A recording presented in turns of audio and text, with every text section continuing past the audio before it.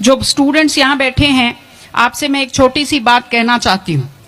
आपने एपीजे अब्दुल कलाम साहब का नाम सुना है ना सबने?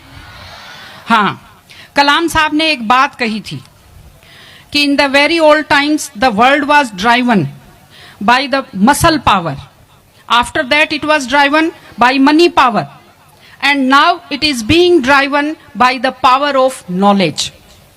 यानी पहले शरीर की ताकत से दुनिया चलती थी, उसके बाद कुछ दिन पैसे से दुनिया चली, और अब दुनिया कैसे चलती है? ज्ञान की ताकत से चलती है। आज अमेरिका और रूस, फ्रांस क्यों हमसे आगे हैं? उनकी जनसंख्या भी कम है, शायद वो मेहनती भी हमसे कम हैं, लेकिन वो हमसे क्यों आगे हैं?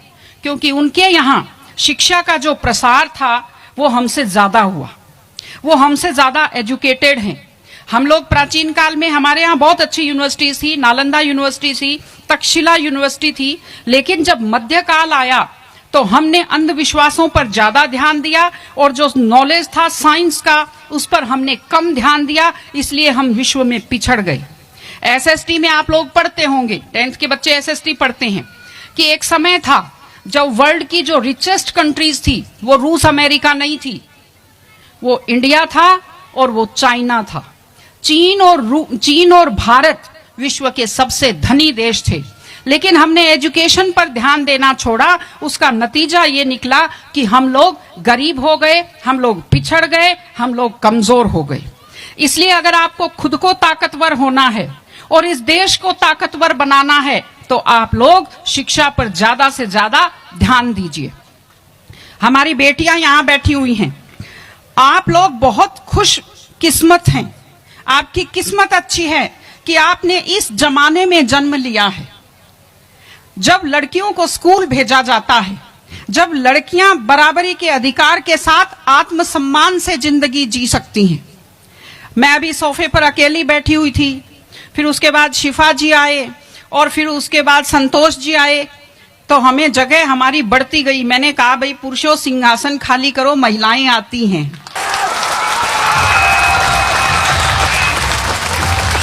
तो आप लोग बहुत खुशकिस्मत हैं।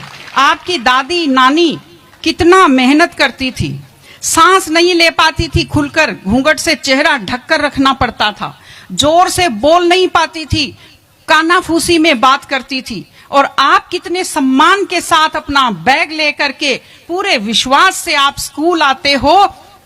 बहुत खुशकिस्मती की आपके लिए बात है, आपको इसका फायदा उठाना चाहिए। आपको कोशिश करनी चाहिए कि आप एक मजबूत नारी बने, और आपसे मैं कहना चाहती हूं कि आपके ऊपर बहुत विश्वास करते, आपके पेरेंट्स आपको घर से बाहर भेजते हैं, अपने माता पिता को हमेशा अपने मन में रखिए। दूसरी चीज आप बच्चों से जो कहना चाहती हूँ, आजकल क्या है, पहले तो घर में बहुत सारे बच्चे होते थे, संयुक्त परिवार होता था, चलते ही कोई सिर में थप्पड़ मार देता था, बच्चों को बुरा नहीं लगता था, टीचर्स की मार खाते रहते थे, हंसते रहते थे। आजकल 1-2 बच्चे होते हैं घर में, बच्चे बहुत सेंसिटिव होते हैं। आप लोगों को जब आपके माता पिता टोकते हैं, आपके टीचर्स टोकते हैं, आपको बुरा लगता है। आपको बुरा नहीं लगना चाहिए, क्योंकि ये वो लोग हैं जो आपकी चिंता करते हैं। मैं आपको एक छोटा सा किस्सा सुनाऊंगी। एक गाय जंगल में चल रही थी, अचानक उसने देखा एक बाघ पीछे दौड़ा। गाय भी भागी जान बचाने के लिए, सामने दलदल था, वो दलदल में थोड़ा चली, वो दलदल में फंस गई। बाघ भी पीछा करता हुआ आया, वो भी दलदल में फंस गया, लेकिन गाय से थोड़ी दूरी पर था, चल नहीं पाया।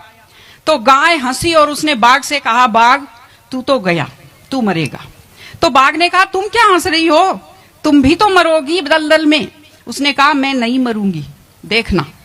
शाम को जब मालिक ने देखा गाय नहीं आई, वो 2-4 लोगों को लेकर आया। जब देखा गाय दलदल में फंसी हुई है, वो रस्से लाया, लकड़ी लाया और गाय को निकालकर बाहर किया। तो गाय ने बाघ को कहा, बाघ तुझे कोई नहीं निकालेगा, मैंने कहा था ना, जिसको संभालने वाले होते हैं वो दलदल में फंसकर नहीं मरता। आपके जो टीचर्स हैं, आपके टीचर्स और आपके पेरेंट्स आपको संभालने वाले हैं।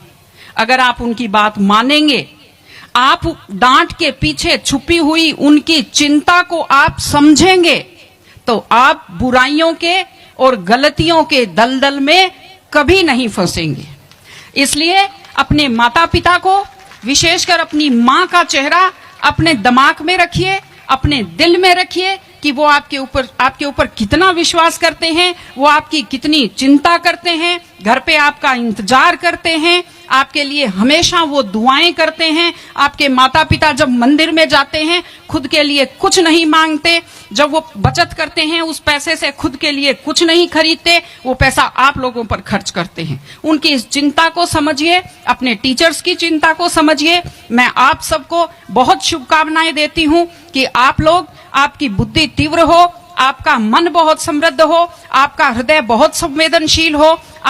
मैं स्कूल को मैं बहुत बहुत शुभकामनाएं देती हूं। टीचर से अपील करती हूं कि व्यक्ति केवल शरीर और दिमाग नहीं होता, एक मन होता है, एक आत्मा होती है। माइंड जो है, mind is sharpened by the knowledge and information.